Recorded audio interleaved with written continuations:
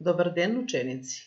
Добро дојдовте во видеочас на Училница.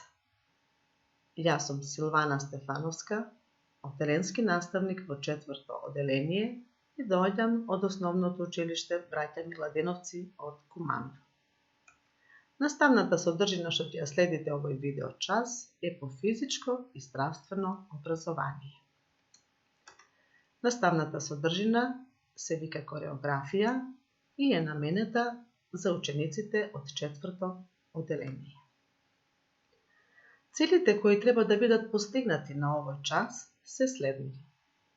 Учениците да ги развиваат психомоторните вештини усогласени со ритмот на музиката, да го одржуваат телото и однесувањето сообразено со колективното движење, да се воведуваат во естетското и елегантното држење на телото и да развиваат способности за движење и игра во просторот.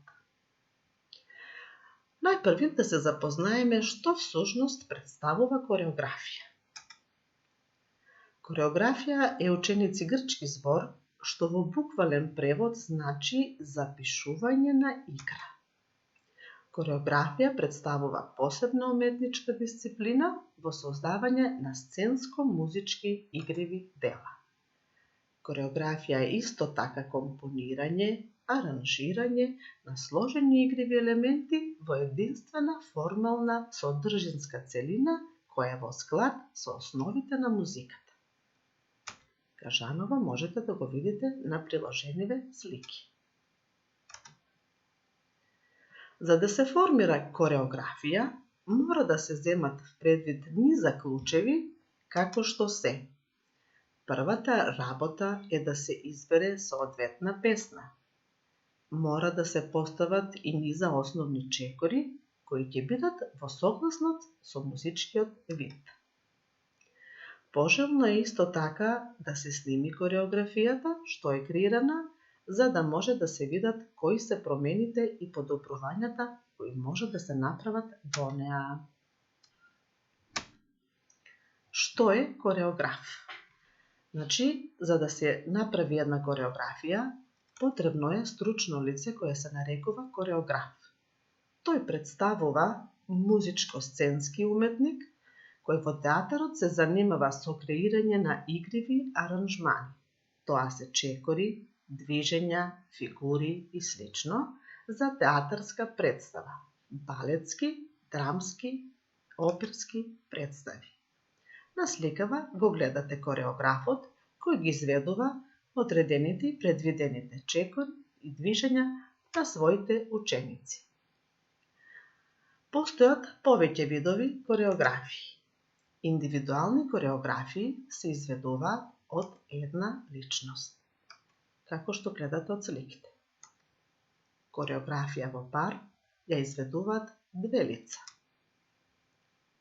И кореографија, тоест групна кореографија, која изведуваат повеќе луѓе. Постојат и други видови на кореографии, значи различни кореографии, а тоа се: современи танци представуваат креативна импровизација на многу стилови и игри во кои нема формалности и ограничување на движењата, настанале како музички израз на слободно движење. Познати се тука како хип-хоп, брейк-денс и диско-денс, мощно интересни игри за младите.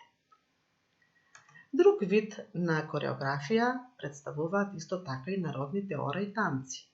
Тие инаку се традиционални танци кои се неопходно важни во македонскиот фолклор и музичката традиција. Од првата слика можете да воочите едно народно оро, а на втората слика можете да го видите народниот танц. Балетот како танц потекнува од Франција. Балет е танц со висока техничка форма и сопствени изразни средства и се изведува со придружба на класична музика. Поради техничка сложеност и естетска вредност, балетот се смета за најпрестижна форма на танци и поради тоа е прифатен ширум светот. Балетските представи се кореографирани и вклучуваат мимика, глума и се придружени со мимика. Уметничкото лизгање представува еден вид зимски спорт во кој поединачно, во двојки или групно со лизгање на мраз и со помош на други елементи, најчесто со музичка композиција, се изведуваат различни кореографии, чекори, вртења и скокови. Кореографија на вода.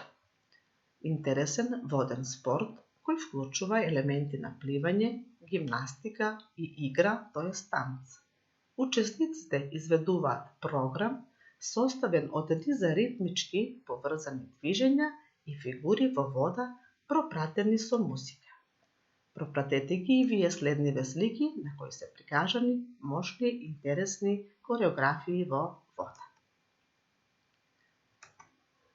Латино танци се познати уште и како карипски плесови. Познати танци од овој тип се сальса, румба, самба, ча-ча-ча, танго и други танци.